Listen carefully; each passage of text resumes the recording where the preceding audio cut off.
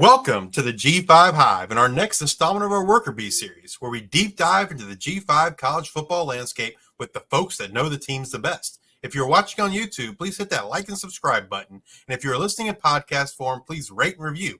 Today, we'll be taking a look at the Florida International Panthers, who finished 4-8 last season. They wrapped up their 2024 spring practice with the spring game on April 13th.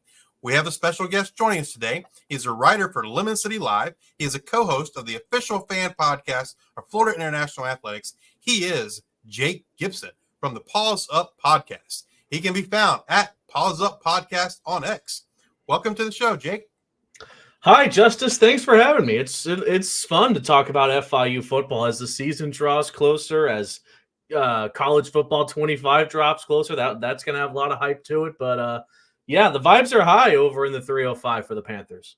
Let's move over to the defensive side of the ball. Last season, the Panthers seemed to struggle to generate much pressure on opposing quarterbacks. Did you see anything in the spring that led you to believe maybe they got a plan to getting more pressure on those quarterbacks here in 2024? Definitely, that was one of the most highlighted negatives of last season for this FIU team. We had Mike McIntyre on the show not that long ago. He had alluded to it, not to mention talks with the defensive coordinator, Javon Dewitt. He had noted about it. They need to find success when pressuring the quarterback, and that was something that we saw in that spring showcase, 3 sacks on FIU's quarterbacks during that time. So, yeah, the offensive line has gotten better for FIU football, but definitely maintaining a solid defensive front, and obviously the linebackers I feel like are going to be some of the best aspects of FIU football this season. So, yeah, no, definitely the defense was at points suspect last year, and it's definitely a big aspect of how FIU has tried to improve in the spring with signings. So let's get to the personnel that make up that defense. So you have to start up front. So let's talk about the guys along this defensive line. Right. The line will be young in 2024. They lost some guys to the portal. Conference USA first team all conference defensive tackle Jordan Garrard transferred to Louisville. They lose Jack Daly, who graduated, which leaves Jeremy Passmore, who was second on the team in sacks last year, as the guy for this defensive line. How did the defensive line look in the spring, and who do you feel needs to step up the most for them? They looked really good. I'm happy to say. And you had mentioned Jeremy Passmore. He is I think the standout guy right now on that defensive line, a redshirt senior. This is obviously his last season to shine with the Panthers. If I were to give a player who I think could absolutely break out and have a great season, look to Giovanni Davis, a senior from South Florida, transfer from UT Martin. He is as far as ability and flexibility all across all parts of the defensive line, he is a very exciting player to look out for. I'd say between a newcomer like Giovanni Davis and the leader of the defensive line specifically, which I would say is Jeremy Passmore, those are 2 players to keep an eye out. All right, let's move over to the linebacking group. They do lose their leading tackler from a year ago, and Donovan Manuel. And they also lost Alex Nobles to graduation, but the room is highlighted by the return of their second leading tackler, Reggie Peterson, and also Elijah Anderson Taylor. How did the linebackers look in the spring, and did anyone stand out? Yeah, so Donovan Manuel, he signed as an undrafted free agent with the Minnesota Vikings, so we wish the very best of luck to him in his NFL career. I think Reggie Peterson is the best player on FIU football, bar none.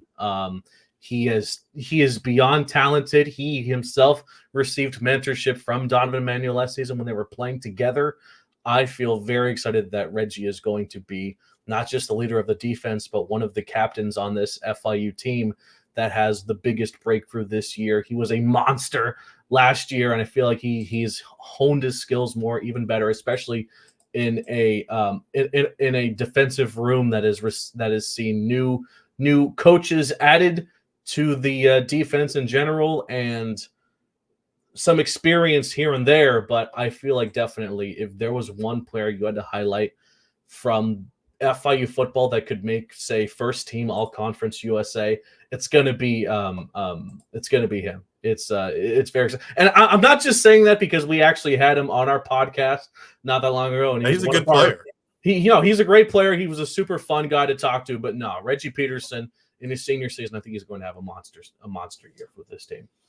So last year you kind of had a Batman and Robin duo, if you will, with Manuel and Peterson. And so, with Manuel moving on, has anybody stepped up to kind of be the Robin to Peterson's Batman? Whew. I mean, yeah, man.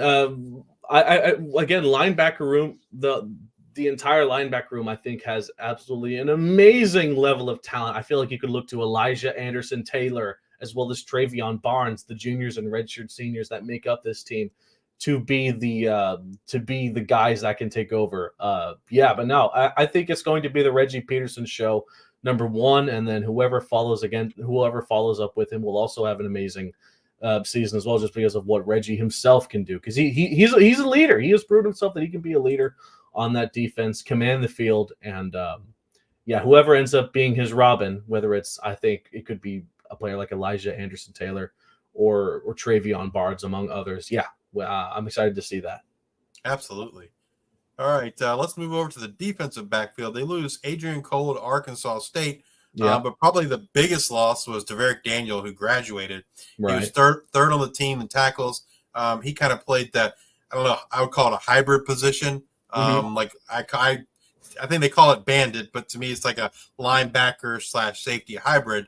But despite those losses, the room looks like it's in pretty good shape. What do you think we should expect from these guys in 2024?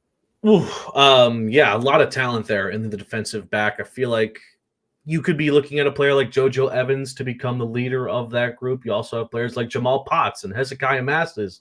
I feel really confident in that of Brian Blades, who could have another amazing season with FIU. But no, there were some games last season where against some of the better offenses in Conference USA, like Liberty and Western Kentucky, where the secondary did not have amazing games per se, and they ended up being blowouts, which sucks. But no, I feel like when you combine a bit of experience with some of the returners that this team has, definitely look out for players like Brian Blades and JoJo Evans. CJ Christian as well could have an amazing season. Antonio Patterson, just every defensive back that we have could turn out to be the leader of this team and have an amazing season. So it's a nice room overall.